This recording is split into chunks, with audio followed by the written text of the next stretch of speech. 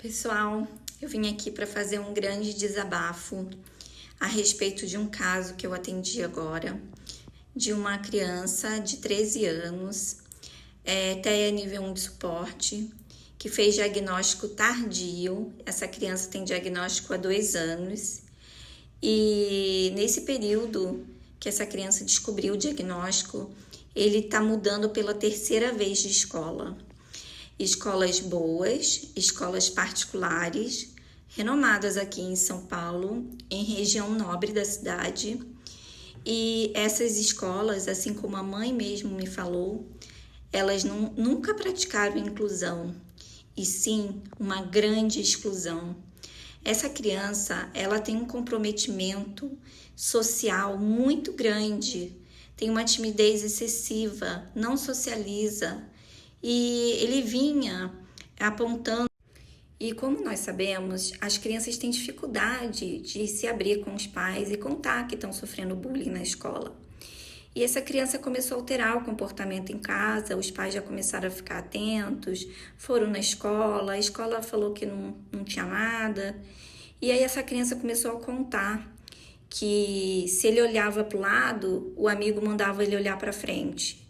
Se ele ia conversar com algum amigo, eles mandavam ele calar a boca. Até um certo dia que ele foi falar com um professor e o professor falou assim: "Ué, você não é o palhaço da vez? Então, eles estão te dando palco para você fazer a sua palhaçada, para você aparecer." Gente, que é isso? Onde estão esses professores? Onde se formaram essas pessoas? E assim, não é nem questão de diagnóstico, isso é questão de humanidade. Os pais tiveram uma grande sacada. Essa criança tinha um planner que ele botava o dia a dia ali da escola, as matérias, para dar uma previsibilidade maior, que os autistas se sentem mais seguros com previsibilidade, né? E aí o pai resolveu combinar com o menino que toda vez que ele se sentisse agredido de forma leve, que ele colocasse o número 1. Forma mais ou menos moderada, número 2. E forma grave, número 3. Que seria uma forma dele se comunicar com os pais sem ninguém saber. E quando essa criança chegou em casa, o pai falou que dava vontade de chorar de ver aquele planner. Que aquele planner era só número. Essa criança era agredida verbalmente o tempo inteiro. Verbalmente e fisicamente. Tentaram jogar ele da escada e nenhum adulto da escola viu. E assim, os pais foram em cima, tentaram conversar na escola, tentaram adaptar, mas aí você já viu, né? A criança já tem um prejuízo social. Com isso, ele foi cada vez mais ficando dentro do casulo, né? Se reprimindo mais. Então veio aqui um adolescente reprimido, que não interagiu comigo, dificilmente olhou para mim, respondeu coisas pontuais e está mudando pela 3ª vez de escola, agora na metade do ano, né? Nem na metade, então assim, atrapalhando o aprendizado, atrapalhando provas. É muito triste tudo isso.